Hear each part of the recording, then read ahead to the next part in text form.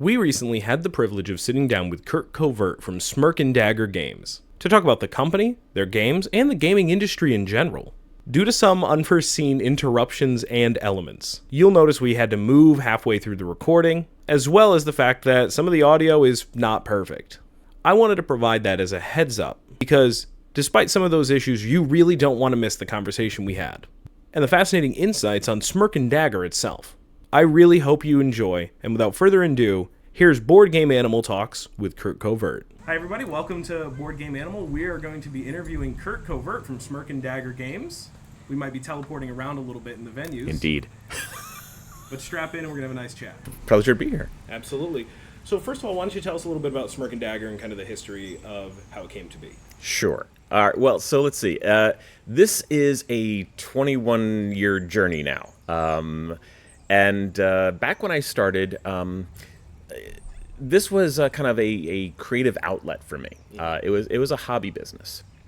I was a marketer. I had clients. I was always trying to satisfy someone else's needs, and this was something I could actually own for myself. And so, as I started thinking about, okay, well, what kind of games would I make? I made 3 absolutely terrible games. They were horrifically boring. No player interaction. It was like watching paint dry on the walls, and I just threw my hands up in frustration. And was like, well, I need to do something else. So I started thinking about, well, what games do I personally really love and enjoy? Right. And I'd played Tom Jolly's Whiz War, and I loved backstabbing games.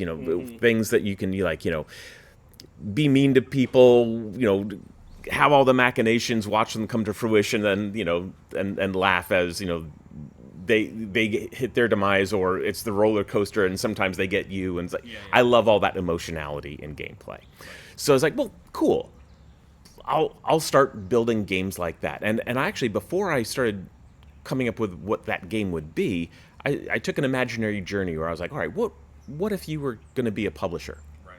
And as a marketer, I was like, well, I need to have a point of difference. If I'm going to walk into this well-established area, why are people going to come shop at my booth?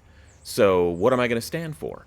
Right. So I looked at other different, mission statements from other companies on their websites and things, and a lot of them said, well, we make fun games for everyone, which is not really a mission statement. Not a way to stand out, and I really wanted to stand out. I wanted to stand for something. Right.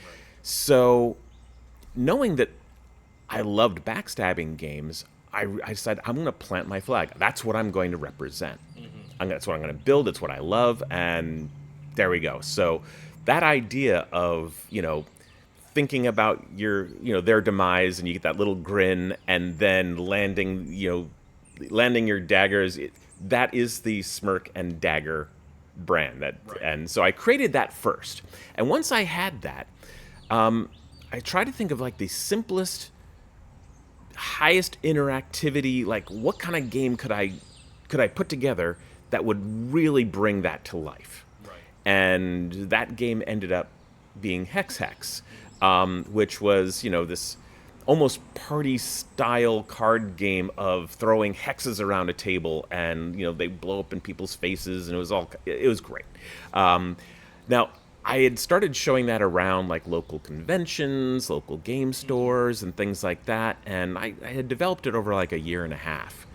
And finally, there was a retailer up in New Hampshire who said, "Hey, listen, I'm going to Gen Con." It was the first time Gen Con was over in Indianapolis. And they said, listen, we've got a booth. We don't have a lot going on.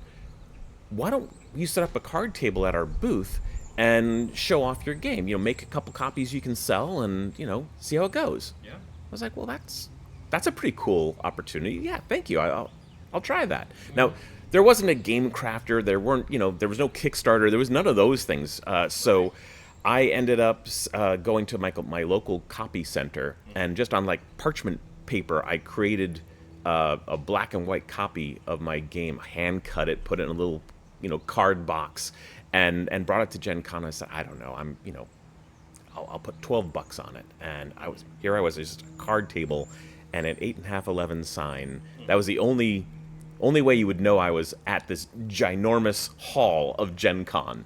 Right. And through that show, I ended up selling 72 of those 100 games. And I was like, whoa. Oh, maybe I really have something here. Yeah. And so I went home and I talked to my wife, and again, there is no Kickstarter. So the decision to actually to be a publisher, to print this game, I had to put my house on second mortgage in order to afford to do that. Right. Which I don't recommend anyone do, by the by. I understand that. Trust me. Yeah, but that was the way I funded my first game, Right. and happily it ended up working out well. Now I had plenty of challenges. I ended up having a warehouse of games and no means to sell them for 6 months, because that's when the first trade show was going to be, where I was going to actually meet retailers and distributors. And I was like, oh, this was not great timing. Right. Because now we got a warehouse with products just sitting, and all that investment is just sitting. So what I ended up doing is I ended up making some cold calls. Okay. And I ended up cold calling Spencer Gifts. Oh, okay. And now no buyer should ever pick up the phone. First of all, they shouldn't even put me through on a cold call to the buyer. No. But I said, hey, listen, I have a product. I want to talk to the buyer. And they put me through.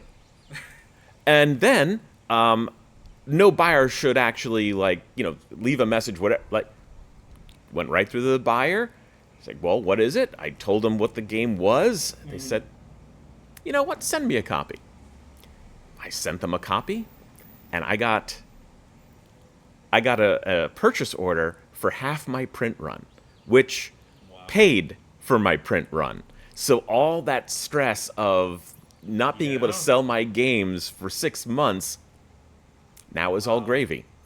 That's incredible. Yeah, so it was a stroke of luck, Well, Here I am. I think a big part of that is about taking those chances, because sometimes you think, oh, it's never going to happen. Why try? Yeah. But there's no harm in that. And I especially love the story of you going to Gen Con with those little copies, right? Yeah. Because I have nothing against Kickstarter and GameFound. I use them, to get games. But sometimes you do see games on there that kind of have the vibe of, we're making a game to make a game, and it's not. There's no passion behind it.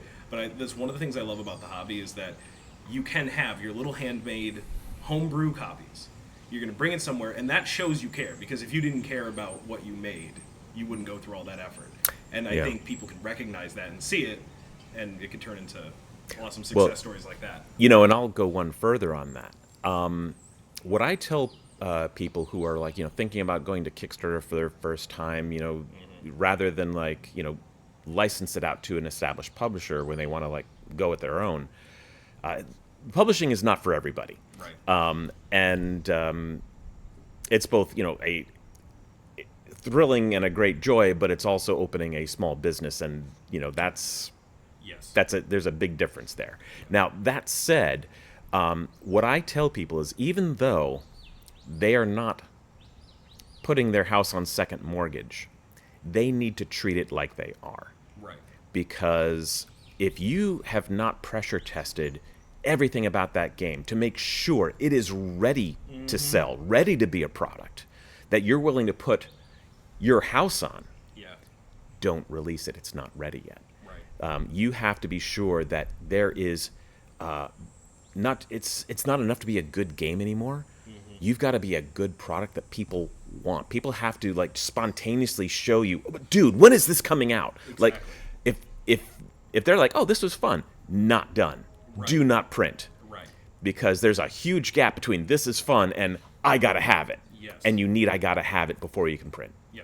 And that's something, it's funny, I've had conversations with family and friends who are not in the hobby. Yeah. Right? And my wife and I have a few games that we're designing that it's very early stages. Yeah. And some people have casually said things to us like, oh, you should just put it on Kickstarter. I'm like, you have no idea. Yeah. Because first of all, the number of games that come out in a month, or the number of projects that are out there, I think people who don't know, they are overwhelmed when they find out. Right? Yeah. The sheer number of games that come out, that pressure, like you said, it's a very interesting hobby that, it's not just, oh, yeah, every new one that comes out we're going to get and play. Even the biggest review channels out there, the biggest things, they can't cover everything. Used to be. Yeah. Used to be you could. Now it's Yeah. 5,000 games a year, and you're right, it's impossible. Right. Yeah. Yeah, it's funny because even I have my even I have my shelf of shame and stuff, and it's like, how long am I going to have all these games on the shelf? Because you can't keep up. Sometimes there's just so much. Yeah, exactly right. That said, there's also a lot of opportunity for people to get involved where it was there. The hurdle was so high in the past. Yeah. You can actually get things done. There are established means. There is a game crafter. You can create professional looking prototypes. You can get people talking about your game early on. You can make your dream, right? Right. That's easier than ever. But the difference is, and this is where I actually tell people, you can get your dream funded. You can get your baby into the hands of people who love the idea and want to play it. Mm-hmm. As soon as you want to put that on a retailer's shelf, Yeah. that is the tipping point. That is where you are not just a hobbyist and you're just, putting out your baby. You are now a small business. Yeah. And it comes with everything a small business goes through. That is a steep 3-year build before you're even seeing any money. Everything's reinvest. You are not making a dime. Right. So you're in the red for 3 years. You're moderately successful from 3 to 5, and after 5, you're an overnight success. Right. If you don't have the stomach for that, Yeah. do not open a small business, and that's the difference. And it really is. Do you want to be fully distributed and in retailers? That's the tipping point. Right. So. Yeah, and then there's also the element of that reaction, right? Is once a game goes out there, a game being open to criticism too. There's that element. So I always feel like that's an extra added part of pressure, right? You have the logistics of the actual distribution of actually getting it out there, waiting for the success. But sometimes that may just be people aren't playing the game, but sometimes it is that they are playing the game and maybe they don't like it, and there's that element to it. So yeah, and one of the early misconceptions that early publishers have is that this is not as we say in marketing, a push business. Right. Putting the games out there is not actually how the system works. Right. The system works as a pull business. You have to get enough people excited that they're asking for the game. They're walking into a retailer looking for the game. Mm-hmm. Now, part of that is engaging, reviewers, content creators, that kind of thing. Part of it is being out there yourself at conventions and creating the buzz and the murmur. Yeah. Part of it is doing the hard marketing of, doing interviews, of doing advertising, of doing all that sort of thing. Yeah. That is what actually builds word about your game, that drives the pull. And the pull is what causes retailers to ask for distributors to stock it. Mm-hmm. Just putting it out there is usually not enough. Yeah, absolutely. So just to segue for a minute, because we're talking about distributors and games being available in stores, and I just think this is a good segue to talk about your game specifically for a few minutes. I was really happy the other day to be walking in Target, and I saw Boop. Yeah. And I love that because I still see, all the time, people who find out you're in the hobby, or you like board games, you're passionate about board games, and they do the whole, you mean Monopoly, or right. Uno. And so it's funny when I say to somebody, oh, no, I mean other things. And it's like, oh, and it eventually gets to, oh, how many games do you have? It's like, a few hundred. And they're like, the what? And they're like, does that many games exist, And so I always like to be able to recommend to people, well, no, they may not make their way over to a game store or whatever. Sure. But I'm like, if you go to Target, if you go to Barnes & Noble or something, right. I like to have good recommendations for people.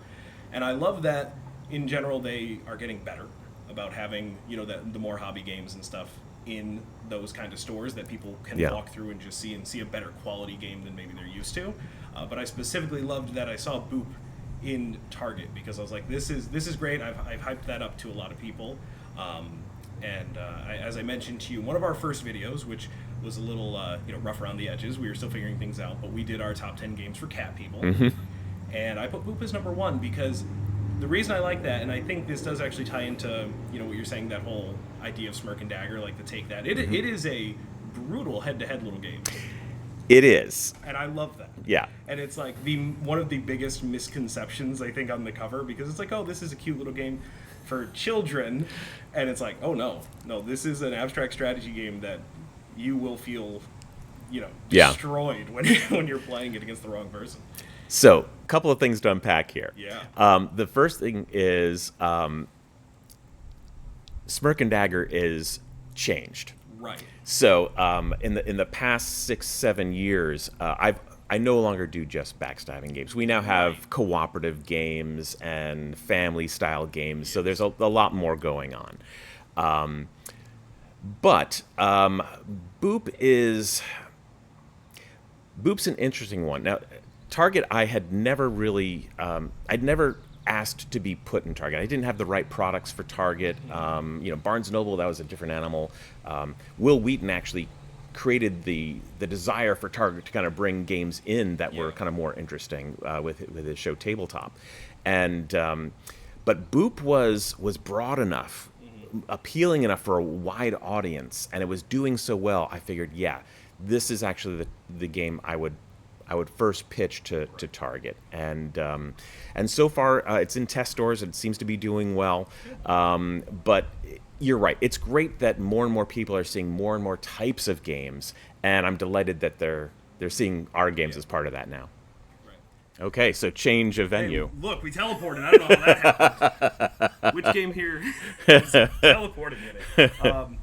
Awesome. Well, we're back. Yeah. So we were just talking about the evolution of Smirk and Dagger, and actually the necessity for me to broaden. When I went full time 7 years ago, I had to not serve a niche audience anymore. I had to have more games for more people, and so I really opened things up. And now we do cooperative games and family games, and so there's a lot more that we offer these days. But kind of the core piece of what we continue to do, though, is I still love emotionality in games. I love threading a theme and having it feel cinematic. Right. I want you to, the ideal world is where the pieces of the game fade away and you are in the experience of the world of the game. And you're making important decisions, but you are guiding the journey of that cinematic event experience. So so all of my games, even an abstract like Shobu, delivers some kind of a feeling. Yeah. And that feeling, whether it is as evocative of being hunted by an alien, if it is the getting swept up with the cats, bouncing each other out of a bed. Yeah. If it is the tension and horror and dread of walking through complete darkness in an unknown world, I want you to feel something at the table. And that, to me, is what creates the memories of gaming. So when you walk away from a table playing one of my games, very few people are saying, if I had just done X and Y to optimize my points. That conversation doesn't happen in my games. In my games, people are talking about, if I could have just saved that sea turtle, I was gonna bring up the spill at some point. Sure. Because I love that as a cooperative game, because to me the ride or die on any cooperative game is if the theme makes sense for what you're trying to do. Right. And I've played cooperative games where people are like, it doesn't mean anything. It's an engine. It's an engine.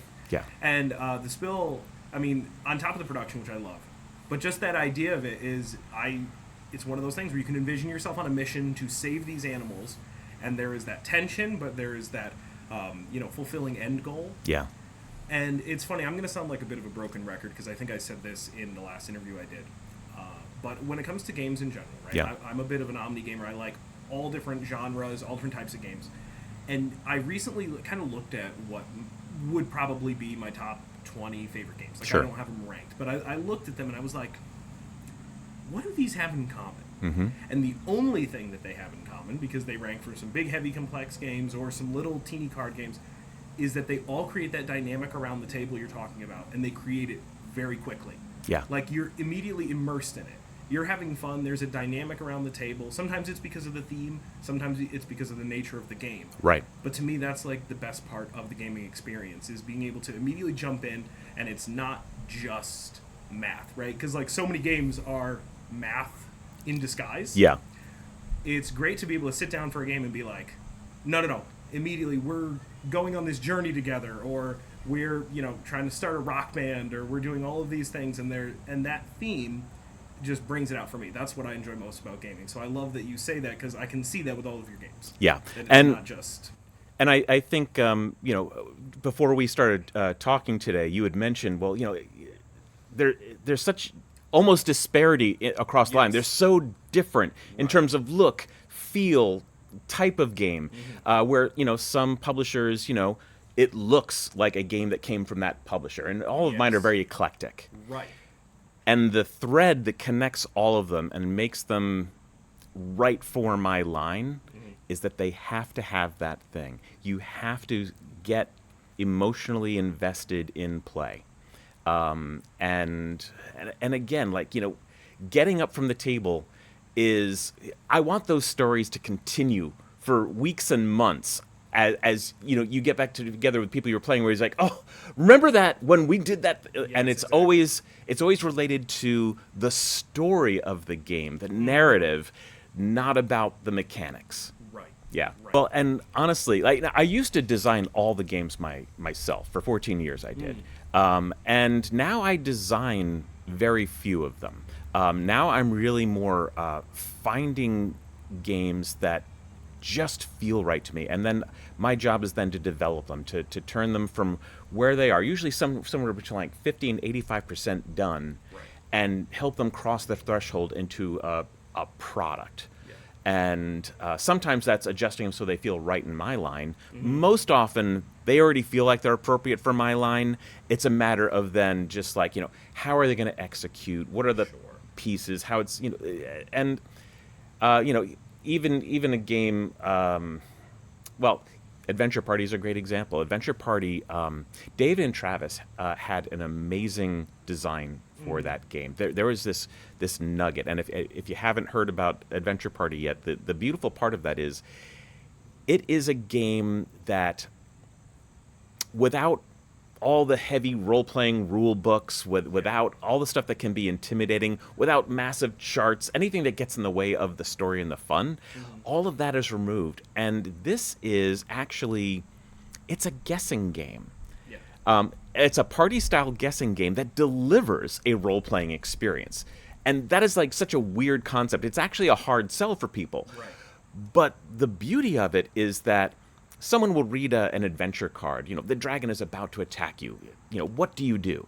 And what you do is you're going to announce your plan with your magic item card of what you're going to do against this dragon. Yeah. And then you roll the d20 in secret behind a screen so no one can see. And depending on how well or poorly you rolled, you're now going to tell us what actually happens to you. Right.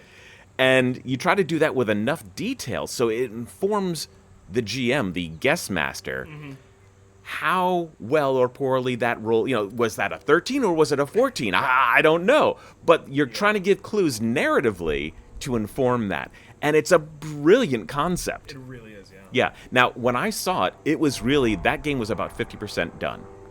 Okay. The golden nugget was there. The genius of the game was there. And then it was just a matter of like filling it out. Broadening it, putting in some mechanics that, created even more, kind of guide rails for people who were not used to role playing. Right. It was, each of those characters had a description of, well, if you don't know what our barbarian is typically like, well, here's a little description. And everyone wants to at least name their character. Well, you can even go a little bit further. You can circle a couple traits that will help guide how you might play this character different than some other character. Sure. All of those things help get you into the spirit of role-playing without actually having to, the intimidation factor of a role-playing game. Exactly. which I think is also the case with another game here, right? Taking a big idea and kind of condensing it into a simple experience. Sure. Think of playing for a half hour, oh, something interesting happens. Playing for a half hour, something kind of interesting, and then like waiting for a big twist. That's what it is. Yeah, you're right. It's a game of constant twists. And this, The beautiful part is it's a horror themed party game, but it's not a trader game necessarily. Right. So essentially, it's the movie Alien in about 10 to 15 minutes. And you're playing cards that are dual purpose. You can rotate them in one direction, and it's your location. You rotate in the other direction, it's your action. And you only get two. So you're going to do one action in one location regardless, and you're going to twist them around to figure out how you want to play them. But, it goes around the table, you play the first one, then it comes back around, you play the second one. So everyone has a location and something they're doing, and maybe I decide, I am going to blow the airlock because I think the alien is in there. If I'm right, Yep. the alien is vented into space. All the survivors win. Oh, you were in the airlock? Oh, dude, didn't you hear the sirens? Like, I'm venting that. That was a bad place to be. So That's awesome. yeah, but you're right. Every single card has the potential to either keep you safer, try to isolate the alien, but also potentially be a hazard to other players. So you're seeing in this up to 10-player game, people drop from 10 players down to 5 players, down to 3 players, and like it goes very quickly. Right. And then you re-rack and you do it again because you're like, oh, that was fun. Yeah. So yeah. That's awesome. But this one was a game where Ivan gave us the idea, and it was really just a small deck of cards. Originally, it was like an 18-card deck.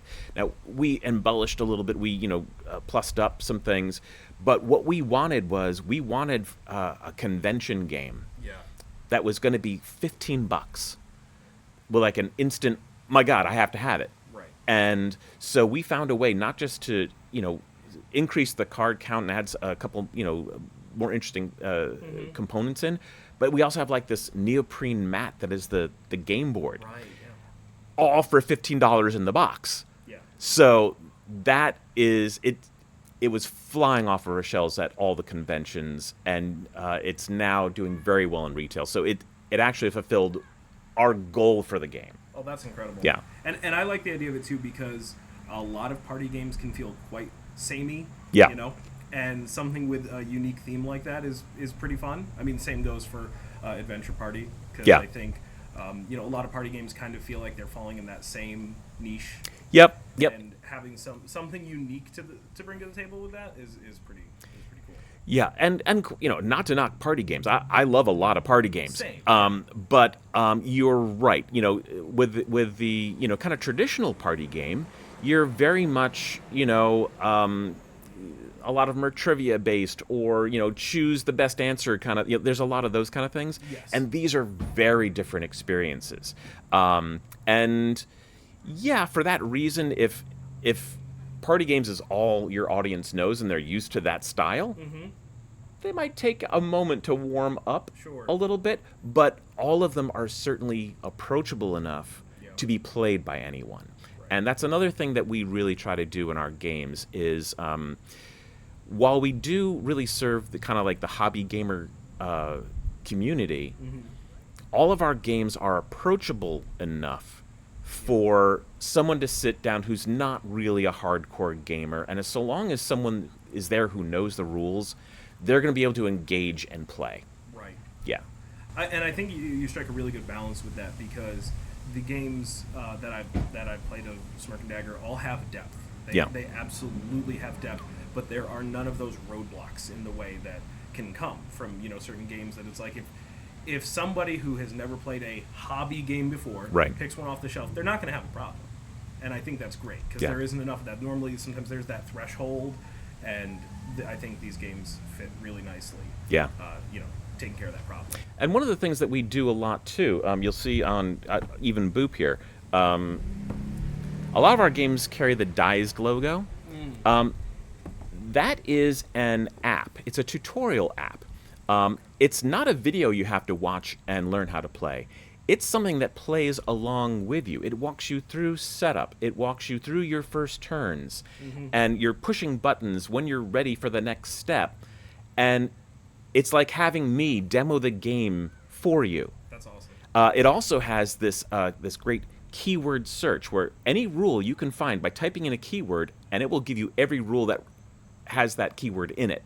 That's So... really nice.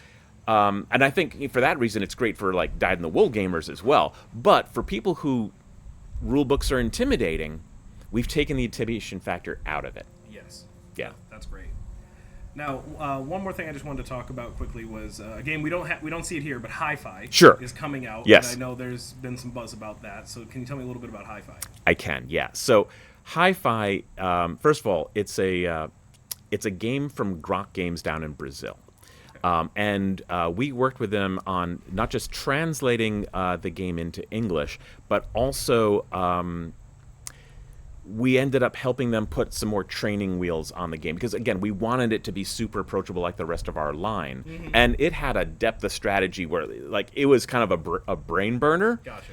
Which is still in the game. You can play the advanced game and still have that satisfaction, but it still has all the training wheels. And what I loved about the game is that it first of all, just to look at it, it's gorgeous. It's got this white cover with a black vinyl album on it. When you open up the sleeve and you set it up, you've got this record player. A vinyl turntable, and that's your action selector for the turn. So it physically looks like you were playing with a record player on the table. But the idea of the game is that back in the 70s, the hottest rock band in the world were the Meeples. They were working on their concept album Hi-Fi when Creative Differences split the group and left the album unfinished. 50 years later, they are back in the studio, and you are the producers of this unfinished B-side of the album. So it's got this amazing, narrative thread through it. You're actually in the production studio putting together the tracks. It's a kind of a pattern matching sequencing game. But you are physically mixing and remixing tracks for points, trying to fill out your objectives as a producer because you've got very definite ideas how you want this album to sound. And it's engaging. It's a great puzzle. And the look, the theme, it was so well done, and I fell in love with it. That's awesome. Yeah, I cannot wait to play it. We're going to be doing a review of it. At the beginning of the year, I made a horrible little dad joke in one of our videos because I noticed there were actually a decent amount of games coming out this year about music. Yes, you're right. And all of a sudden.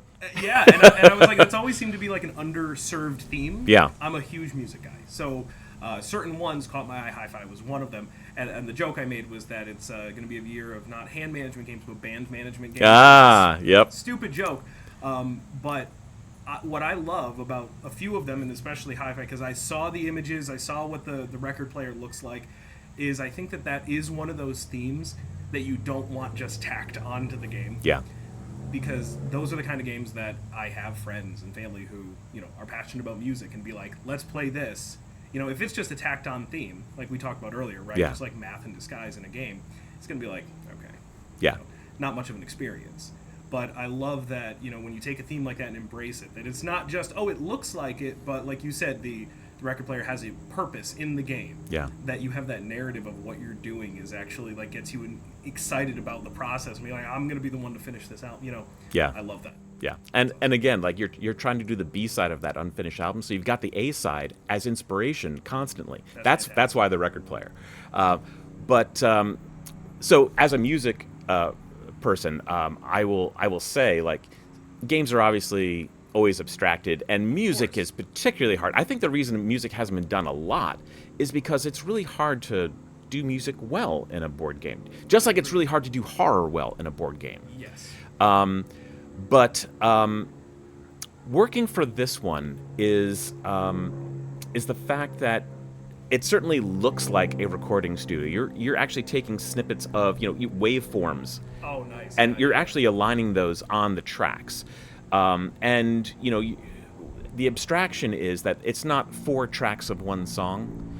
It's 4 songs and highlighted artists throughout the tracks. So it's a little artificial in that way if you're a music person, but it still feels like, you're potting up and down production points. You've got equalizer knobs. You're doing all kinds of different things that impact how it drives points. Right. So it's gorgeous looking, and I think it's ingenious, and the nuances that they brought to the entire production, I absolutely loved. That's great. Yeah. Well, thank you so much, Curt, for taking some time to chat with us about all these games. You bet. So what games do you think people should be on the lookout for the most from Smirk and Dagger? Oh, gosh. We will be having, come spring, Boom Patrol will be released. And in fact, it's still up for late pledges right now. Oh, awesome. Okay. Boom Patrol is it's an arcade game on the tabletop. It's kind of like Atari Tank Battle meets Mario Kart. That's awesome. And it's animal tank commanders in an arena just going for golden glory.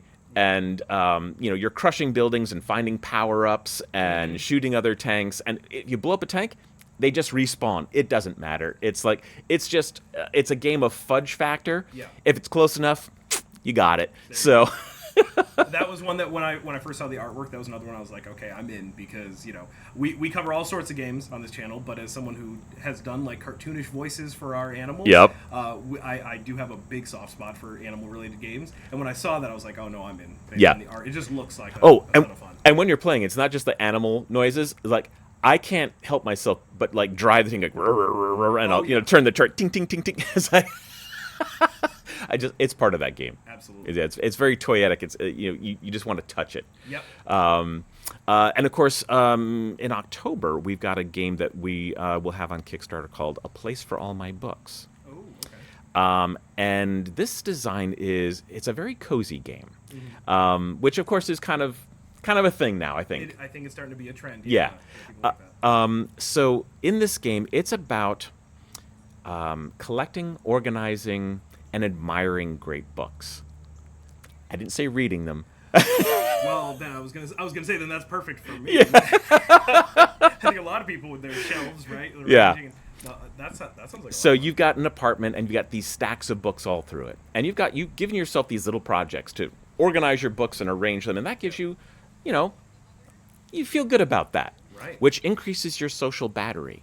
Oh, okay. Which that is the resource for the game. So as your social battery climbs, you finally have enough to leave your apartment, go into town, where you can buy more books. I was gonna say. That feels a little too real. Yeah, yeah. I've had people who I've shown this game to, and they're like, I feel seen. Exactly. I guarantee when that's out, I will do I'm in this game and I don't like it. Yeah. Meme, right? Yeah. Well, that sounds like a lot of fun. All right, well, people got to keep an eye out for that then, huh? Yeah, indeed. Awesome. Well, thanks again, Curt, for taking some time to talk to us about all the games. Oh, my pleasure. Really appreciate it. Keep playing board games like an animal.